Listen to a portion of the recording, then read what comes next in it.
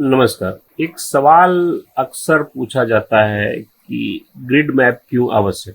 तो इस बात को आप समझिए, ग्रिड मैप के बिना तो काम चल जाएगा एक बार भी, मगर एक्चुअल आर्किटेक्ट वाला मैप चाहिए, क्योंकि ब्रह्म स्थान आपके घर में कितना है वह कैसे निकलेगा अगर आपने सही मेजरमेंट नहीं की है, मेजरमेंट के हिसाब से नक्शा नहीं बना हुआ है। आइदर वो आप स्केल में बनाए ग्राफ पेपर पे, या तो ऑटोकैड में आर्किटेक्ट द्वारा बनाया जाए। दो ही तरीके हैं उसको, पहले जैसे बनता था ग्राफ पेपर पे, जिसको ब्लू पेपर बोलते थे पहले, वो बड़ा वाला नक्शा जो बनता था, या तो उसमें बने, उस प्रारूप में वो बने, या तो फिर ये कंप्यूटर में जैसे आर्किटेक्ट बनाते हैं ऑटोकैड सॉफ्टवेयर से, किसी सॉफ्टवेयर की मदद से उस पे बने। सब मिला जुला के स्केल का अगर नक्शा नहीं होगा, किसी भी स्केल में आपका नक्शा नहीं बनाया गया होगा, तो आपको पता कैसे चलेगा ब्रह्मस्थान कितनी जगह पे छूटा हुआ है, जो मेरा टॉयलेट आ रहा है वो किस देवता पद पे आ रहा है, मुख्य दरवाजा है तो वो किस पद पे आ रहा है, इत्यादि ऐसे अनेक सवाल हैं, अनेक चीजों के आइडेंटिफिकेशन है।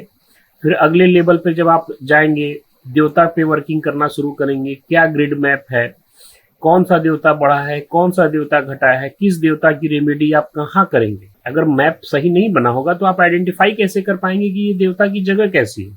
इन सभी कार्यों के लिए प्रॉपर आर्किटेक्ट वाला मैप अत्यंत आवश्यक होता है वास्तु कंसल्टेंसी के लिए। जैसे हेल्थ चेक करने के लिए रिपोर्ट बनते हैं, एमआरआई रिपोर्ट होती है, ब्लड टेस्ट होते हैं, बहुत सारे वहां पे तो बहुत सारे रिपोर्ट बनते हैं। ऐसे अपने केस में भी बहुत सारे रिपोर्ट अब बनने शुरू हो गए हैं और बनाते हैं, मगर एक बेसिक जो रिपोर्ट होती है वो स्टार्टिंग होती है, वो सारा जो बेस होता है वो होता है नक्शा।